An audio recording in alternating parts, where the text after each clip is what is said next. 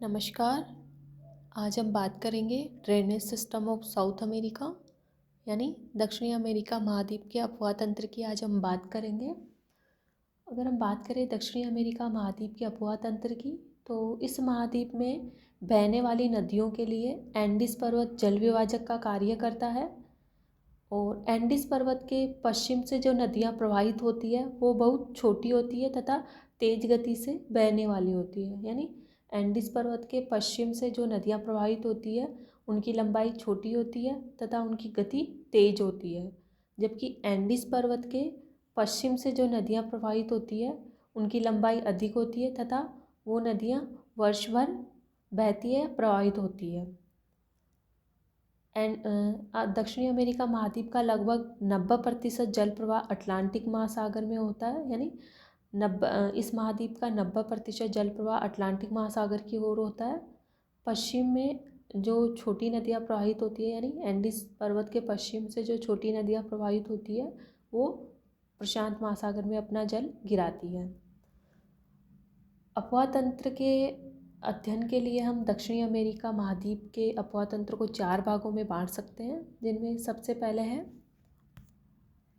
Amazon नदी का जल प्रवाह क्षेत्र, दूसरा है ओरिनोको नदी का जल प्रवाह क्षेत्र, तीसरा है पराना पराग्वे का जल प्रवाह क्षेत्र और लास्ट चौथा है साओ फ्रांसिस्को का जल प्रवाह क्षेत्र। अब इन जल प्रवाह क्षेत्रों के बारे में हम एक एक करके देखते हैं। सबसे पहले हम बात करेंगे अमेजन नदी के जल प्रवाह क्षेत्र के बारे में। अमेजन नदी दक्षिणी अमेरिका की सबसे लंबी नदी है तथा संसार की दूसरी सबसे बड़ी नदी है।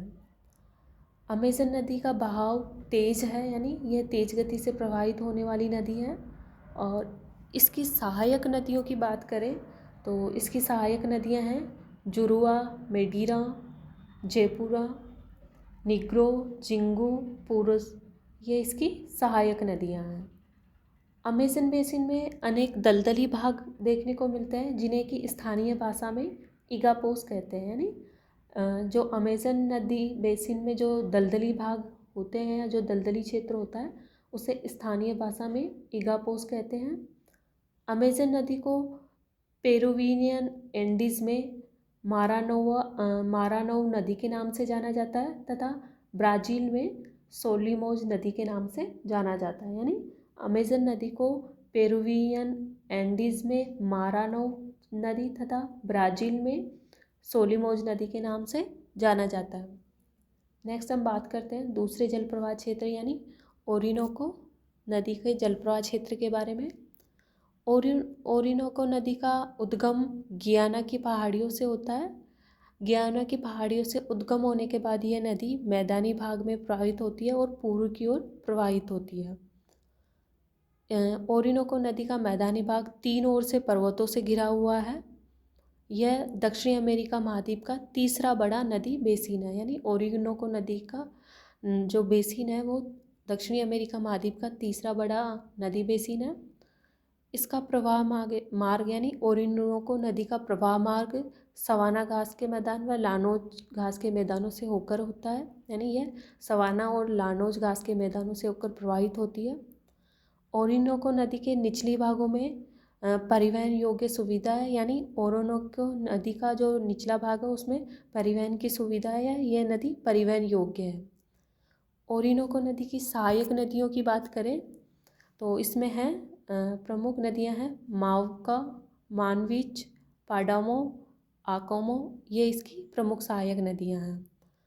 विश्व का सबसे ऊंचा जलप्रपात है वो है एंजल जलप्रपात, जो कि ओरिनोको नदी बेसिन में ही है। यह ओरिनोको नदी की सहायक नदी चूरन पे स्थित है, जिसकी की ऊंचाई है 979 मीटर।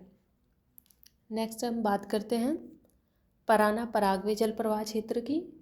यह प्रवाह क्षेत्र दक्षिणी अमेरिका महाद्वीप का दूसरा बड़ा नदी बेसिन है। यानी पराना पराग्वे नदी का जल प्रवाह क्षेत्र दक्षिणी अमेरिका महाद्वीप का दूसरा बड़ा नदी बेसिन है। यह नदी बेसिन 3 ओर से पर्वतीय क्षेत्रों से घिरा हुआ है। और इस नदी बेसिन या इस जल प्रवाह क्षेत्र में प्रमुख नदियां पराना नदी, पराग्वे नदी और उरुग्वे नदी। पराना, पराग्वे और उरुग्वे नदियाँ इस जल प्रवाह क्षेत्र के अंतर्गत आती है। ये तीनों नदियाँ इन तीनों नदियों से रियो डी ला लाप्टा बेसिन का निर्माण होता है, यानी ये तीनों नदियाँ मिलकर रियो डी ला लाप्टा बेसिन का निर्माण करती है। पराना नदी के उद्गम क्षेत्र की बात करें तो पराना नदी का उद्गम क्षेत्र है ब्राज़ील का उच्च पठारी क्षेत्र, यानी पराना नदी ब्राज़ील के उच्च पठारी क्षेत्र से उद्गम होती है। और पराग्वे नदी का उद्गम स्रोत है बोलिवियन की चोटियाँ, यानी जो बोलिवियन की जो चोटियाँ हैं वहाँ से पराग्वे नदी का उद्गम होता है। और उरुग्वे नदी का उद्गम है ब्राज़ील के दक्षिणी पूर्वी क्षेत्र से। और यह नदी यानी उरुग्वे नदी ब्राज़ील के दक्षिणी पूर्वी क्षेत्र से निकलकर पराना नदी के डेल्टा में जाकर मिल जाती है। लास्ट हम बात करते हैं साओ फ्रांसिस्को जल प्रवाह क्षेत्र के बारे में। साओ फ्रांसिस्को नदी ब्राज़ील तट के समानांतर प्रवाहित होती है, यानी यह नदी ब्राज़ील तट के समानांतर प्रवाहित होती है।